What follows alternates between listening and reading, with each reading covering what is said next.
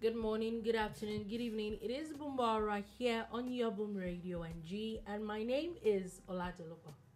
You know, the one and only. My name is Tokunbo Ojekunle. Nice to be here. My name is Sola Rogers. It's a pleasure to be back.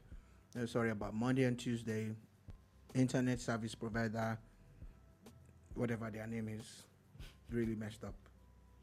Yeah, we apologize. We really do apologize for that. And talking about the Boom Bar today, we're going to be talking about a couple of things. It is very imperative. A few things have happened over the couple of days that I feel that is still very topical. There's still things that have been happening over the last couple of days. Rivers State, for example, it is something the past since Monday. There's been a lot of drama coming out from Rivers State that we're going to be talking about. Another thing that is trending right now is a very popular festival that happened in the Ijebu part of Ogun State, in Ogun State, Nigeria, and it's Ojude Oba. Ojude Oba has now become something a lot of people look forward to, even on social media, especially on social media. A lot of people have it has now become something a lot of people look forward to. It's it literally trends for days, and that we will talk about also in a bit. Also, today is World Sickle Cell Day. We're going to be talking a bit about that as well. There's a lot of sports. There's a lot of updates on a lot of things as well. So sit back, relax, and let's get into today's show. Now, as we get as talking about today's show, let's basically start from Rivers State, because there's a lot of things to unpack in Rivers State, and you might be wondering what happened or why are we where we are right now.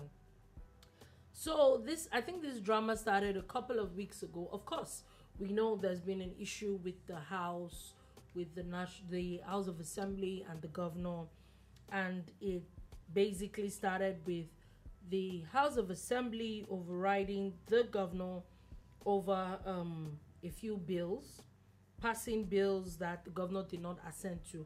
Is it within their rights as House of Assembly members? Oh, yes, it is.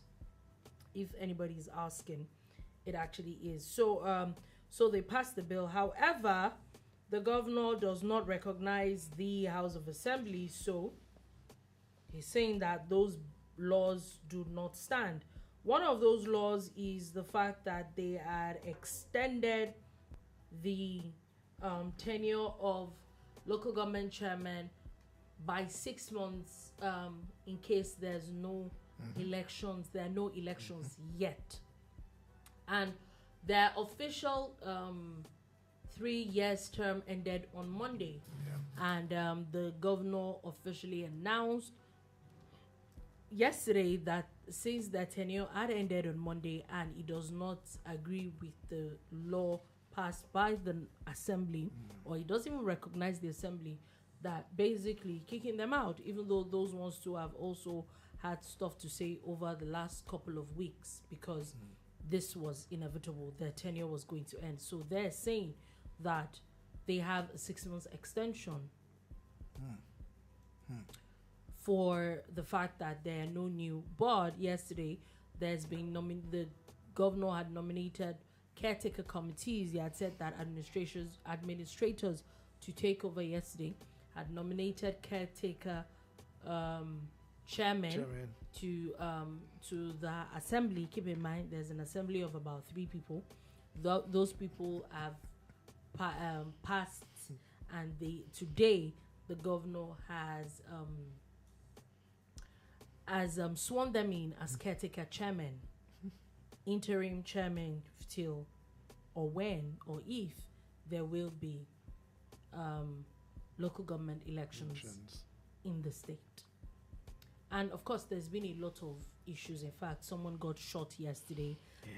People's vehicles have been vandalized. Some of these local government chairmen wanted to get into the secretariats, various secretariats. Of course, there were youths, which is I think is weird though, that stopped them. Not a lot of so-called thugs and all that. I'm wondering, shouldn't the police do that and not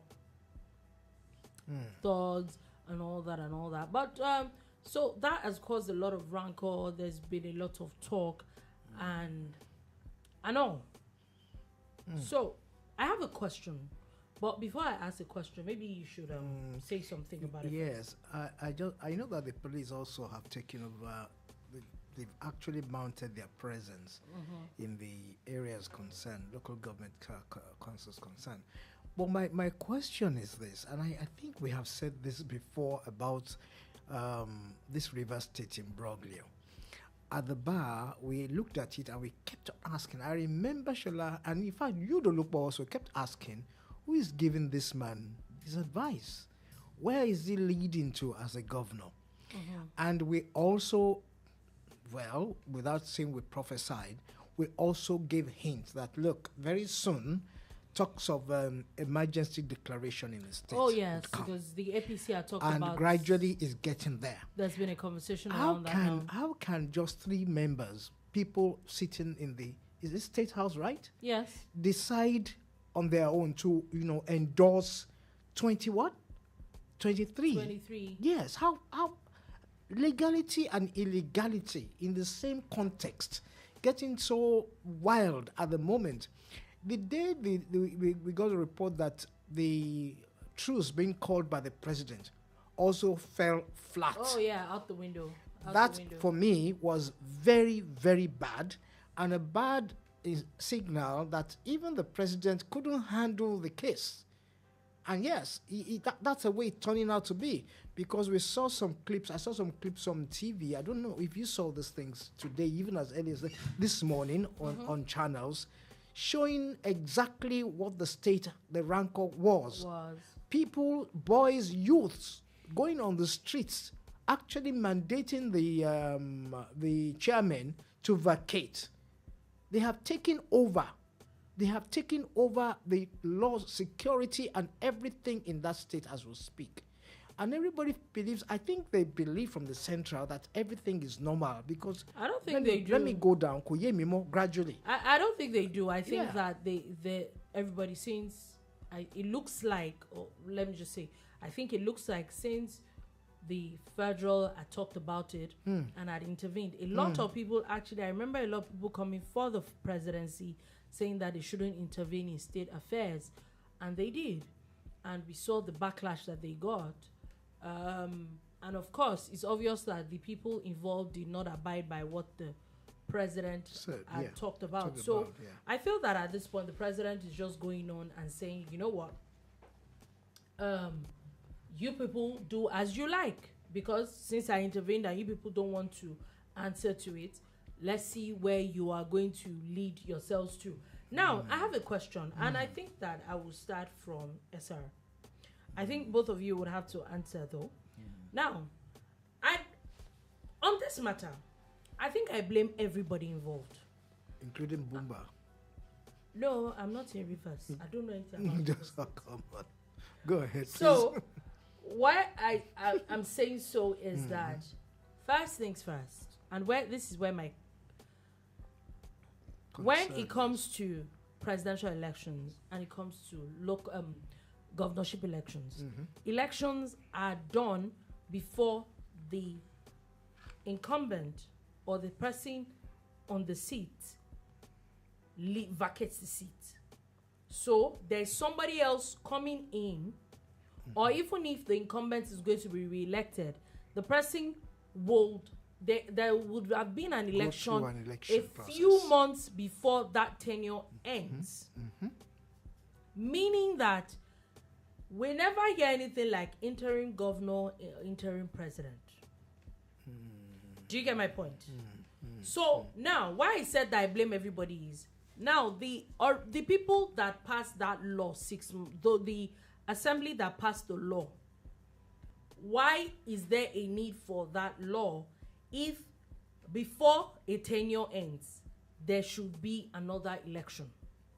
Then there will not be a need for interim chairmen, or there will not be a need to extend anyone's tenure if an election is done at when due. Let's say about 2.5 years into the election. Take for example, if we use Lagos State as, I'm not sure I've heard this situation, please correct me if I'm wrong, situation where the interim chairman or all that, because elections at the moment now, there's still local government chairman there, and there are already posters of people. I think the elections are coming up very soon.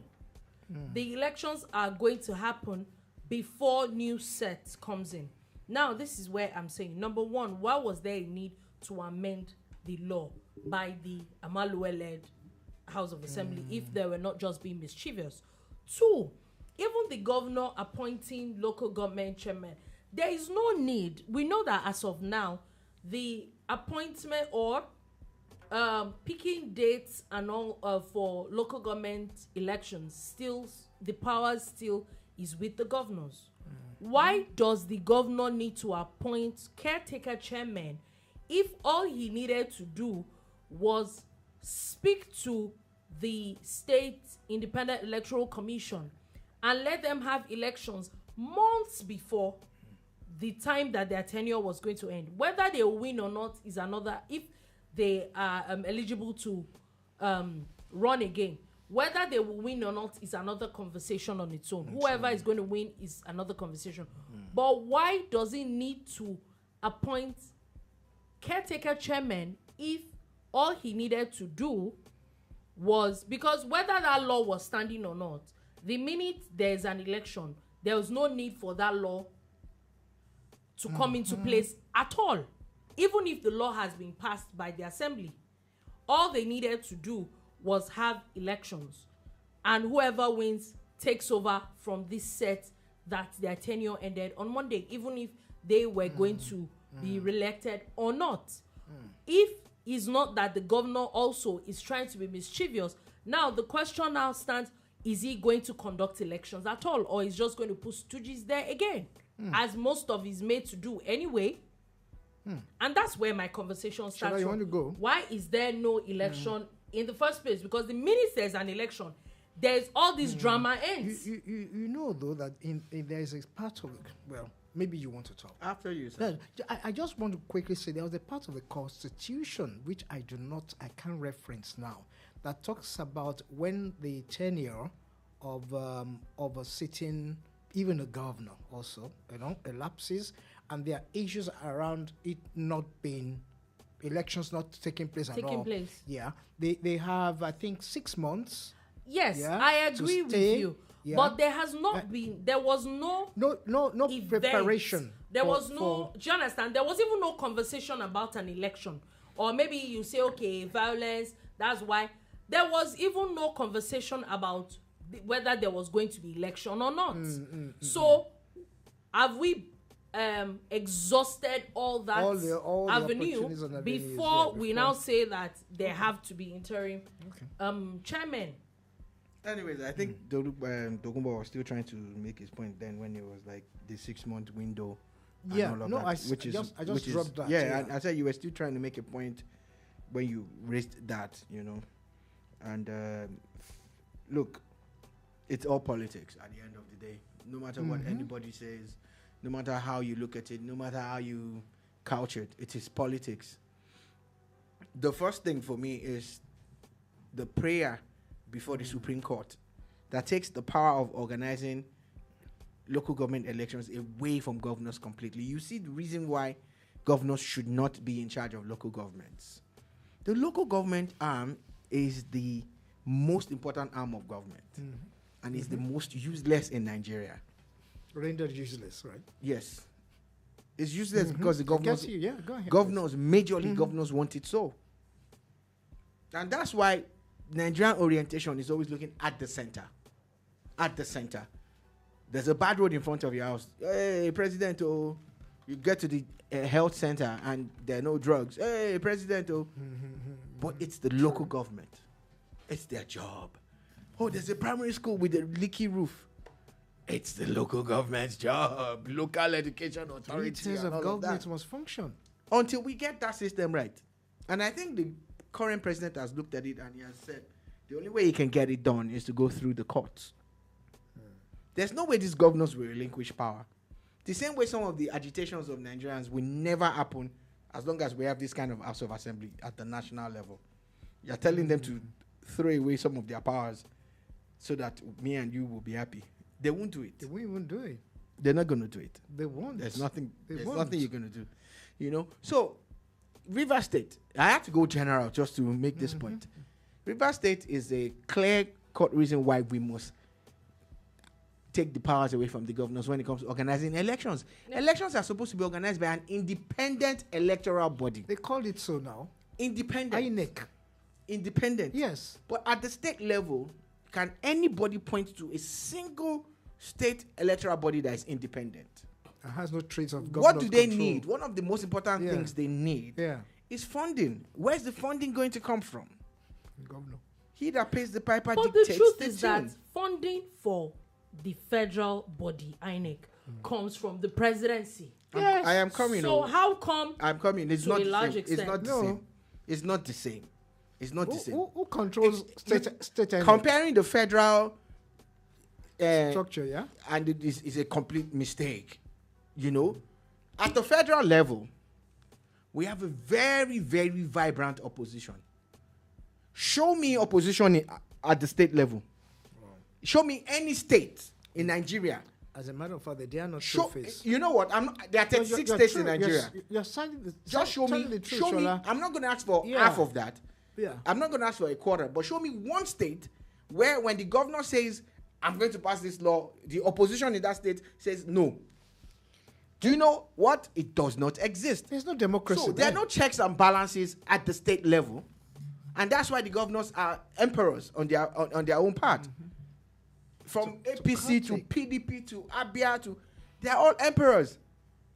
But they go cap in hand every month to the federal. And federal has to give them money because it's constitutional. And that's why Nigeria has not moved forward. So, Rivers State is showing us the reason why we must decentralize power to the point where governors cannot organize elections anymore. It's a disgraceful model, though. Now, when we take the powers of organizing elections off the governors, what we do is to empower the real people. What that means is that a Tokunbo, a Sola, or a Dolupo can decide to come out without any party backing. And the people would But vote. with the support of the people, you can win elections. Can. You can join any party you want and become the councillor in the midst of maybe 30 PDP councillors in your local government. You could be the sole card-carrying member of a flagship party. But of course, Do you understand? independent parties, they come out, independent candidates Exactly. come out. They come out Exactly. abroad. So independent, And they often small win their party, seats. big Yeah. party, you start to They see won- real they win their democracy. seats. They win their You seats. start to see it. So if you think that you have something to offer and the people see it in you, then that starts to happen. But for as long as governors are in charge of elections, we will have this. Now, Governor Sim Fubara is playing politics with his Absolutely sad. with his predecessor, immediate past predecessor. Very sad. And he deliberately did not call these elections before the tenure expired. Obviously. Oh, obviously. There's no governor that will forget to do such a thing. Any governor that doesn't do it within the confines of the law is doing it deliberately. We've heard of other governors that it took them 7 years, 2 tenures before they organized one local government election. And local government tenures are 3 years. So most likely at times you would have inherited a local government and organized at least 2 before you leave. Most likely. Yes. If you came in at the right time. Yes, Yeah. most likely. But they don't do it because they know that the instant they do that and they are not popular, they can. And this is how some governors have this imaginary control of the state. The idea is that if there are 33 local governments, you are in charge of 33 local governments. It is imaginary, but in their mind they think it's power. It's not. It might be power for you to run things within your party, but when it comes to general elections, we all see how things happen now. You see how things happen. They'll say they're organizing primaries. Within their party, their primaries, they will have hundreds of thousands of votes. At the general elections, how many people do you see there? They don't even have that one, and that's now general election. So that's the problem. And Governor Fubara is using the law like other governors have done it in the past, you know. And this is why we must change that law. This is why, hopefully, the Supreme Court will listen to the voice of the people and look at that case that they set aside judgment, I think, last week. Take their time and come up with the judgment that suits the entire populace. I am adding my voice to it, saying that we must take local government elections away from the local government, from the governors. And until that happens, Governor Fubara knew what he was doing by not organizing. Then, the 27 or 26... 23. No, there are more than 23. The House of Assembly... chairman. Yeah. 27. That 27 or thereabout. They also knew, they had anticipated that Governor Fubara was not going to organize the election. And so they looked at the law and passed something within the law. That's what I'm saying. Like, everybody had an ulterior motive. It's all politics. Everybody now, had guess an what? ulterior motive. When this goes to court, Again, court, yes. When it goes to court, because eventually that's where it's going to end up. If, hopefully, they don't burn the whole city down or the whole state down. When it goes to court, the judges will now look at the merits of everybody's matter. You get? But for the life of me, I don't know how one man thinks that three House of Assembly members can pass laws and it will stand. I don't see can how the it judges makes sense. Can the judges see through all this? Because sometimes remember that there is already a case that pending, right? Yes, there are cases.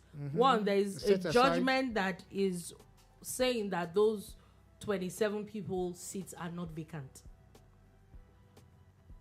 Now, let's even assume their seats are vacant. For their seats to be vacant, it means that there are about 27 constituencies that are being disenfranchised. Nothing should happen in that House of Assembly until another election is conducted. It's conducted. Three constituencies cannot be determining what happens for the whole state. And you know that and nobody is seeing this. Usually, the cases are in court. Legally, okay. Cases are in court. And they keep on setting it aside. Okay, fine. Go ahead. Usually, every local government has 2 representatives. Usually, that's what happens until they come up with a total number of people and all of that. In some cases, 1, but most cases 2, especially like places like Lagos. So you're basically taking decisions with maybe a tiny segment of the state for decisions that will affect the whole of the state. Now close your eyes and imagine if that happens at the federal level. How do you now say that whatever fraction of 3 is taken from the... Do you understand? How do you now say those ones will be making laws at the national level and it will stand? And at this point, this is why the National Assembly should have stepped in. Exactly. The National Assembly, at this point, the House of Reps... Exactly. They should have stepped in. They should have stepped in.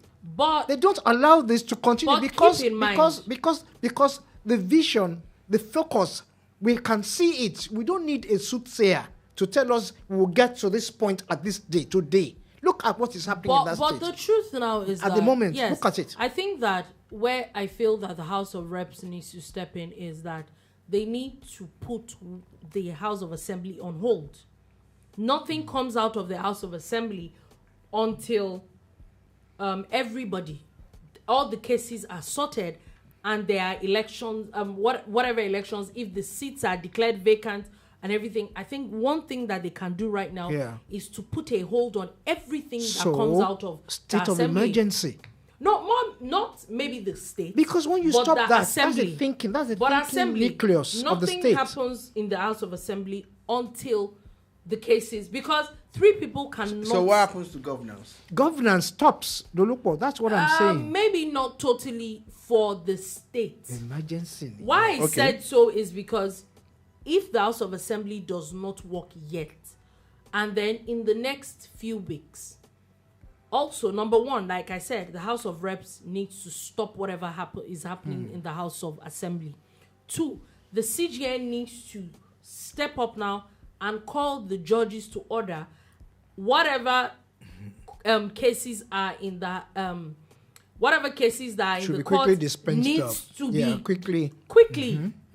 in the space of 2-3 weeks. Everything, there should be proper judgment so that everybody knows where they stand. And even if the seats are declared vacant or whatever it is, elections need to be conducted and conducted quickly. They need to be conducted quickly so that in the space of weeks, everybody, because at that point, everybody would know where they stand. So it is it's a microcosm of, it's a mix and match of everybody, the legislation and the federal, the judiciary at the top, and even the presidency. Everybody needs to this thing needs to be nipped in the bud. When law and order breaks down, anarchy sets in. Yes. Anarchy sets in. I hope they are listening. Yeah. Because those boys, those guys, the youth, they are so restless. And the sad part, I can feel politics too. oh yeah, in the movement of the youth as well. The sad part with Governor Fubara is that sadly the person that you are supposedly fighting is in Abuja having the time of his life. You are literally making your state ungovernable for yourself. I'm not from Like, Rivers, make it make sense. but I'm ashamed. It's not making sense. On their behalf, I am ashamed. We will see with the drama, That's all I because have of to course we know that this drama is not ending anytime soon. So we will see the drama as it continues and as it unfolds. However, the governor has today ordered an audit of the local government chairman in the state. So we will see what is going on there. You know what Yorubas call that? I'm sorry. How are we? Oh, I'm sure that he's Let's maybe move looking on. for something That's to what I'm pin saying. That's what on. you just got it. He's looking for you something just got to it. pin on these people. However, conduct another election. All this drama would end, but it's obvious nothing like that is happening. But we'll see where that is going to. Now, moving on from that, talking about governors and controversial governors. Governor Ojude of Kogi State has now congratulated his boss and former governor of the state on the runaway former governor on his 49th birthday. That is Yaya Bello, White Lion. The White Lion. We're still in search He's of 49 him. today. I'm not in search of him. No, what I mean is the nation's still looking for him. I don't think the nation is looking for him. Okay, I so- think that a few people are looking for him. Oh, few That's people are all looking for him, but he's not out. So he's congratulating him on his birthday. On his birthday is Okay. the White Lion is 49 today. It's all Anyway, It's a disgrace. It's a bloody disgrace that You know, someone who is so tainted at the moment, until he goes to clear himself, he's been celebrated by his we're serving still in governor. search of him coming out It's to a dis- say, it's a I'm disgrace. guilty, I'm not guilty. It's He's a not saying disgrace. it. It's Yeah. a disgrace. Mr. Governor Udodo, I think you need to realize that your allegiance should be to the people of the state and not to, what's his name again? Any individual. That guy. By the you way, know? any individual. It's a disgrace. alrighty. Now let's move on from that. We're talking about states, and we're going into Ogun State, as Ogun State is the talked about state today. Center. Oh yeah, a lot of people are talking about Ogun State, and apparently they're in the news for all the right reasons today, and they're talking, and it is about Ojude Oba. This is a celebration. This is basically, the idea is just to pay homage. Different Balogun families of the Ijebu land pay homage to the Aujalen. Basically, Okay. that's what it is. But everybody Royal houses. yes, right? the royal houses, they basically come out in their colorful attires with their horses So lovely. and basically they just come to show off. Yeah. And in fact, it's basically like a competition because people it's- actually win money, but it's really not about the money. Historically, it was something that started. I think it was the Kuku family or so of Ijebu that started it to, celebrate their newfound faith. They are just converted to Islam about 100 years ago or thereabout. That's why it is always timed around the what we call in Yoruba land Ileya, which in direct translation means it's time to go home. And at the period like this, a lot of Yoruba people who had sojourned to different parts of the world will go back home, Ileya. And of course, that ties into, the Islamic feast of Eid al-Adha. So it grew through the years, and it became something to pay homage to the king. But not just the king, the Baloguns and all the, the top men who historically had, made a lot of sacrifices for the town. And of course, it started spreading because it went beyond the Muslims celebrating Ileya to all the people in Ijebu, Christian, Ibile, everybody joined. Then it now started expanding beyond Ijebu to the other parts of Ijebu. And the way it's going, one day you will find that... It's engulfed the whole of Ijebu land. Yes, Ijebu land. One day you will find Ekiti congregation there going to... Because I haven't gone through a lot of things in recent past.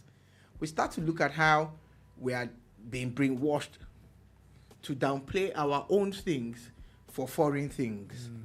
You say that the masquerades in Nigeria, they are fetish and whatever. But when it's time for Halloween, you bring them to Nigeria. People are wearing masks. Oh, they do. I beg. They still do. What's the difference between that and the masquerades that we have? Personally, I feel that if you do not, if you don't believe in masquerades, I honestly, personally feel that you should not be celebrating Halloween. So you're there saying that Eyo is fetish. Yeah. And this one is that, but you are celebrating Halloween. You are dressed up as ghosts and all. The truth is, make it make sense. Even Christmas, historically, you can't prove that Christ was born on the 25th of December. Oh, yeah. But let's not go into that. Don't go there. That's so sad. Yeah, but it's a fact. No, I am not against. I like your remark. That's so staying with Ojude Oba, I had to establish those facts anyway. Staying with Ojude Oba. Ojude Oba has now become, the rallying point for a lot of Ijebu sons and daughters, and now even by extension, Ogun State sons and daughters, and of course, by extension, like I said, futuristically, the whole of Yoruba land. So, just as that was happening in Ijebu yesterday, the Doba was happening in Ilorin. If you notice, also centered around religion. Yeah. But all of those things are now brought with a little bit of infusion of our local culture and tradition.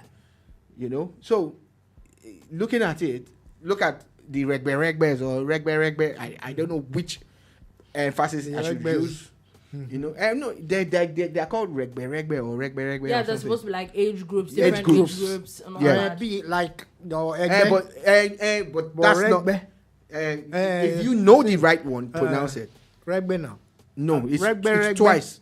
So that's why I said it's either the Regbe or Regbe. So Regbe or whatever. Since Tokunbo is not sure. No, let me explain something. You're not sure. You said something. Let me know. I want to take you back and hold on that point. Okay. Do you know that we have so many friends from practically Djibouti? Okay. And I recall that at a point in time, they actually infused in us the festivity of Ojude Oba. We would go with them from Lagos. And not only that, Lagos State radio stations, particularly Lagos, they made a lot of money because every time the festival comes up, they would always come to advertise. On radio, and it was really beautiful. We wrote few copies for them. It's such a beautiful thing. Lovely. Yes, lovely. I think that, like I said, one thing that I hope that it doesn't take away is, yes, we can make some of these things maybe a national event or a global event, but it's an Ijebu thing. At times, if we remove it from the ancestral thing, it tends to lose its value over time. A lot of times, I like the fact that it's no longer as much as we know that is 2 days after, is always 2 days after Ileya, it's what it is. But it has now moved from being a religious thing to a very traditional event. If you are on Twitter, on Instagram, you will see the colorfulness, the tradition that we're seeing in it has now gone beyond that to, of course, the kind of things that we see as different youth, different age groups, how people are trending for being colorful to the Ojude Oba. Now we're going to, if we take, like Ezra had said, we've seen the Doba. The Doba yesterday was also in Ilorin. We saw how different people one very common thing that we saw in Ojude Oba was the different colors of Ashoke. Beautiful. If you see pictures from the Ilorin Doba, it was different colorful versions of Ankaras. Do you understand? It's different. Everybody has their different, but the one thing that you could not take away is the colorfulness of our tradition. Now, before we leave that, there seems to be some rancor that is coming off the Doba in Ilorin. And you might be wondering why. It's supposed to be a celebration, right?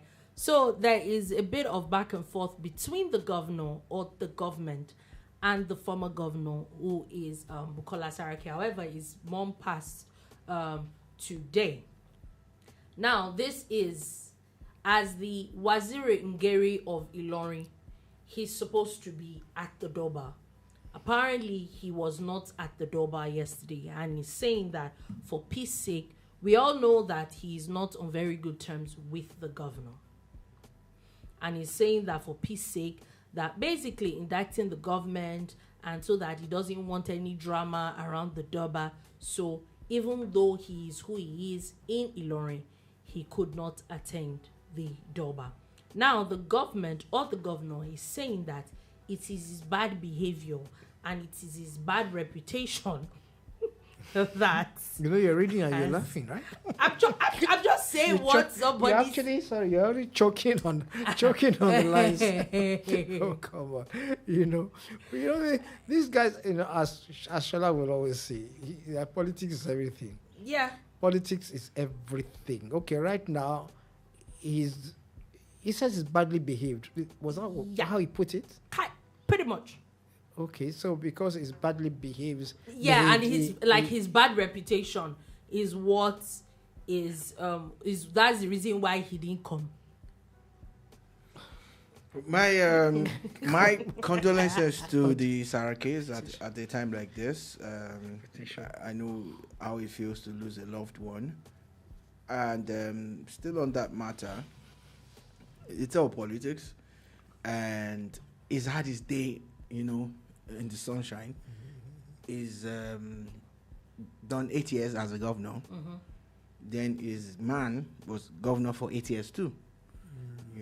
And since they have failed to learn how to play politics without rancor, let them both respect themselves by avoiding. He must respect the governor, who is the man of the day and the man of the moment. According to the government, but they're saying that his own self-inflicted shame, but and unstatesmanly conduct. On the part of the governor too, he needs to be reminded that 8 years ends one day. So let us not, take politics beyond what it is, because it ends one day. 2 years ago, Wike was the Lord and Master in Rivers State. Today, the guy that he put there, single-handedly put there, is making, all the waves and breaking all the rules, all the modes and everything that he must have put in place. So, Mr. Abdurrahman should please also temper mercy with justice and politics. Let's think of tomorrow. It ends one day, man. Yeah, it does. Just wanted to talk about that as well. In Maiduguri today, the former governor of the state and the vice president is supposed to be doing the groundbreaking of the headquarters. It's supposed to be laying the foundation of the headquarters of the Northeast Development Commission today. Yeah. It's a big deal, knowing that that area has been ravaged by, wars and all sorts of disasters, majorly man-made disasters. Yeah. And leaning off the back of the Niger Delta Development Commission, everybody has studied that model. And I think at the end of the day, virtually every region is going to end up with that kind of NDDC arrangement. Yeah. But the North, especially the Northeast, really does deserve to have this. Another thing that people have been talking about is that they hope that they would have learned from the mistakes of the Niger Delta Development Commission. If you look at, there's supposed to be some kind of forensic audit. We're still waiting for the official result. It's still dangling. The amount of monies that are just being pumped into that. When you hear that they pumped in billions into that commission and they don't have commensurate result. Yes, they're doing a lot, but it's still not commensurate.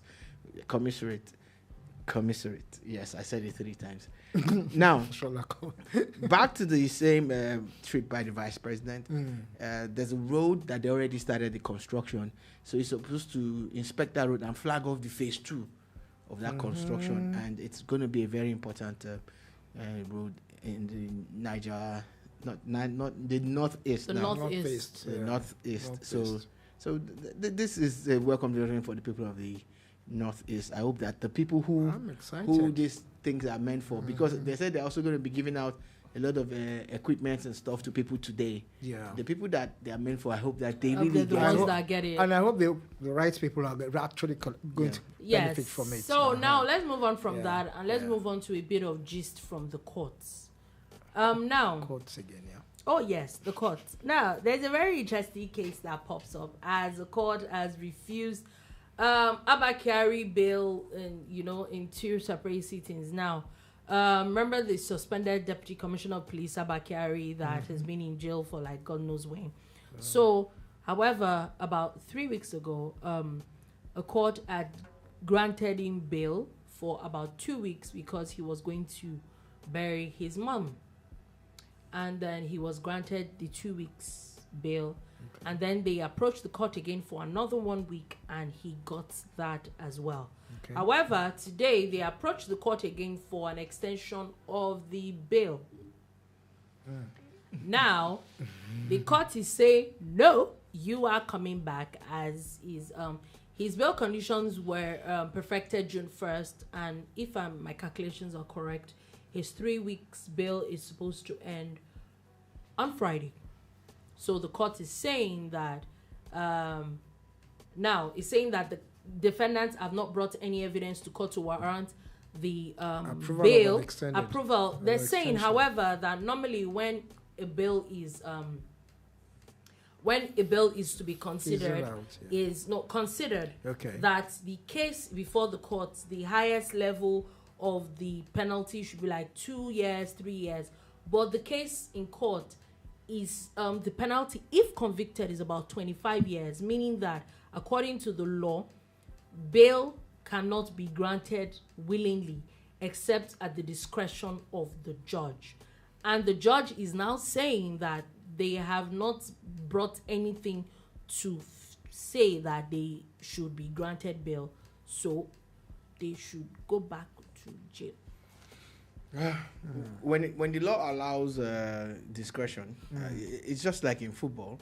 There are 14 or 15 rules of the game, and the last one is discretion. The referee's discretion. It's discretionary, and the referee can actually tell you that it's not a penalty. If it says it's not a penalty, it's discretion. Discretion means that you can do and undo. Yep. That's the reason why VAR is introduced. Well, you can overrule VAR. VAR can be overruled. We need VAR in courts. Right? The referee can overrule VAR. No, you don't. As well. Yes, he can. True. Yes. So the only way he can be called to order is after the results have been gotten. Just like the bail has been granted. Then he can now be called to order by the Football Association and the Referees Association. What you did was bad, right? So you make of that whatever you will. God shall say that. So come back. A lot of times, politics, it just sounds like it's that privilege you get for being a big criminal or an alleged big criminal. Thank you. I put the word alleged. But now they're saying that privilege ends. But did other people get it? Maybe not. If you do a survey of people who are locked up in Nigerian, they call it correctional centers now, Abi. If you do a survey How many of them have lost their mothers or their fathers in And the last 1 month? And they don't get dared, and They probably don't have those kind of they lawyers. dared apply to be given 1 Now, week. you people are not looking at it from the angle where... No, Shola's angle is extremely. I get it. I get that point. I'm just saying that it has already been granted. What has happened has happened. What the court is now saying is that you are doing too much. Overdue. No, Okay. you don't. No, people don't normally get this kind of bill. You now got the kind of bill, and now you are now taking liberty for license. Asheju no good. That is Asheju. Asheju no good. You are doing too He much. done it once, they gave him. Second time. No, Mr. Man. No, but if you two were the one, if you try something once, I'm it not worked. the one. I'm not the one. No, I'm just saying, you Okay. try something once and it worked. I get You try something a second time and it worked again. Let me use it again. Let me try. Okay, You know, well. if you use that jazz, just maybe that time is a charm. You know, apparently the charm did not work this time. Yeah, you know, it's just like there was a time when there was so much laxity in the system. I know someone. Oh, sorry, they said there was someone. I don't know someone. I take it back. Not a wise man, though. They said there was someone who would always go renew his temporary driver's license. Why? It's easier to renew. He just goes and renews his temporary driver's license. And he continues to use the True. temporary. And he would drive 1 year, over a year. And Temporary stuff. drivers. And it was right. cheap then. It was very cheap then. And those days, you didn't even need to appear. You just give somebody the things 2,000. The things we have done. Yeah. Oh Can you God, imagine? it's just very It's meant to be interesting. a temporary driver's license. However, But they can't do it anymore, Sha. no, those things don't happen anymore. However, the court has now dismissed a suit by the remember the Binance executive that is in Kenya. He apparently had sued the NSA and the EFCC and all that. Now the court has dismissed that suit against both of them, both agencies and the person. Not agencies, no. NSA is not. It's a person now. So looks like the court is not having. You bring any nonsense to court today. In They are short, not having they are it. not smiling. They are not having They are not it smiling today. over this case. Yeah, at all. basically, what the case is about Why is not? he's saying that they had infringed on his fundamental human rights, and the case court threw that case out. You ran away. You escaped. You're a fugitive. Come back home. Home is somewhere in Abuja.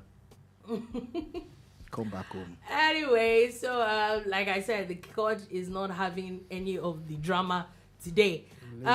Quickly, also, just want to put it out that Lagos State government has urged schools to enforce hygiene as cholera is getting worse. The outbreak is getting worse in Lagos State. There are officially 15 people that have been confirmed dead from cholera. A few others, there have been a few hundreds of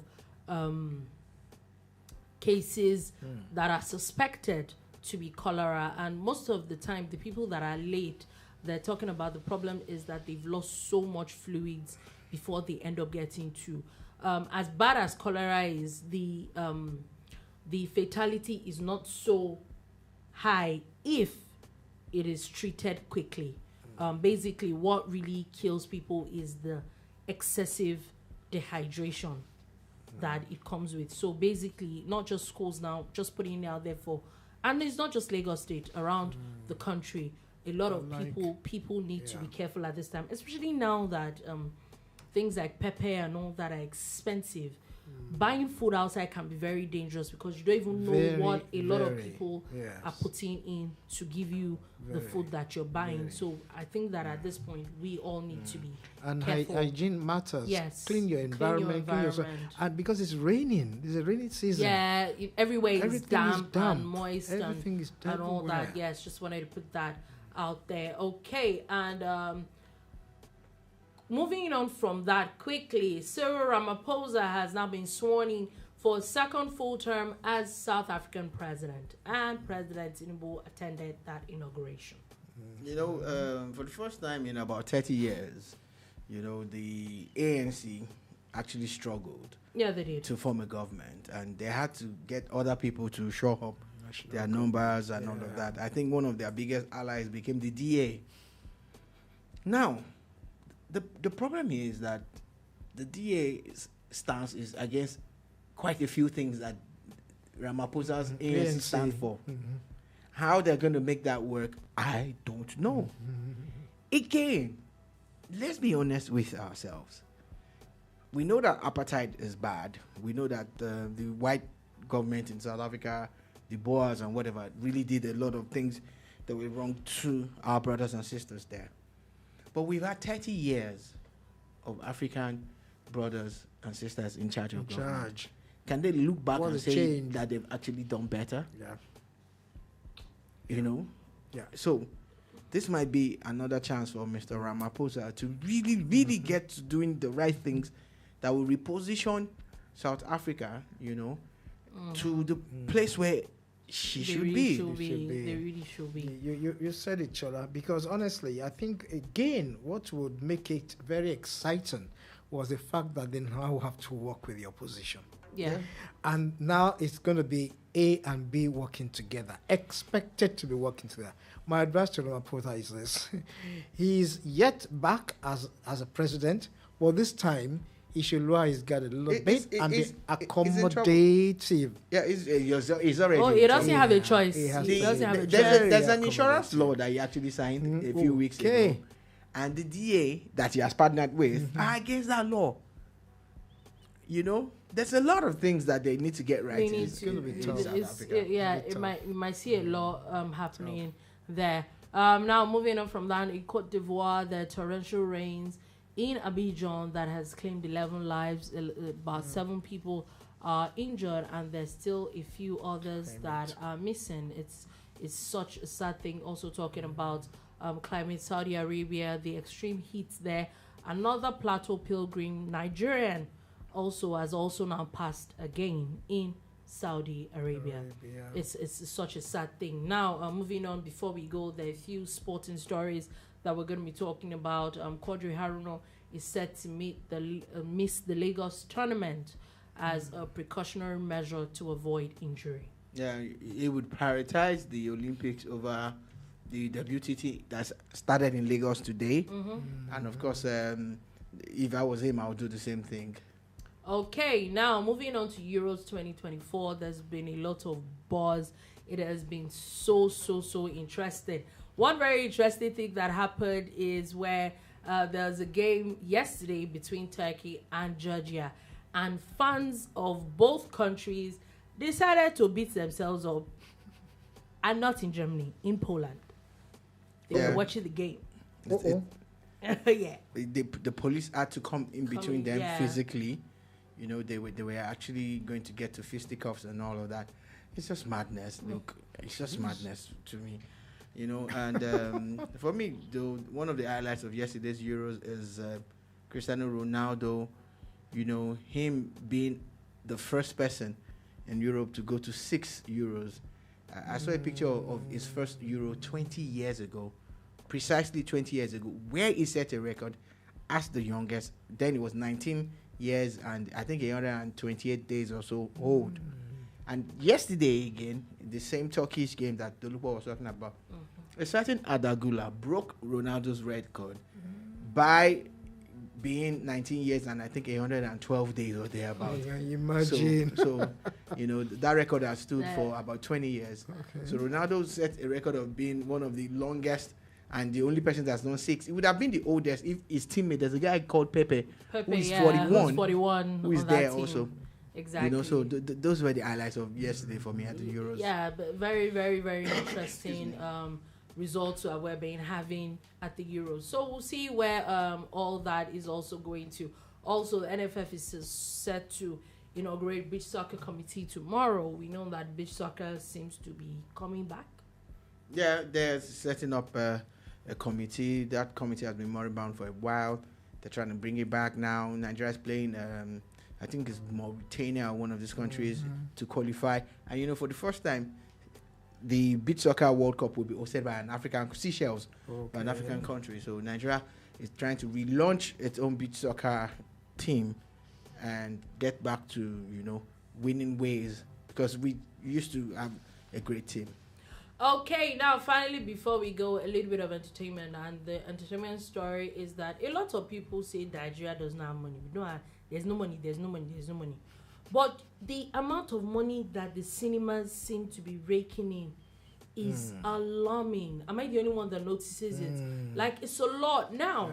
Bad Boys 4, that's the one with Will Smith and Martin Lawrence.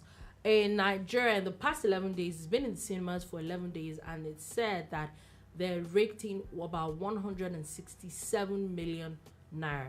Keep in mind, this same movie is breaking box office records all over the world. Yeah, it's a big deal. Amazing return for them. And of course, maybe a month from now, we'll see how much they would have made at the box office in Nigeria. I'm just happy that with box office, you can't manipulate it. It is what it is. So we'll know how much they've done. And it shows you that Nigerians are still grooving regardless. They're grooving, they don't care. Anyway, on that note, that is all we have to take today on the Boom Bar. Thank you for watching. Thank you so much for listening to us. We'll be back again tomorrow at 3 p.m. West African time to give you another wonderful edition of the Boom Bar. Do you have a beautiful, beautiful, beautiful day ahead? Peace.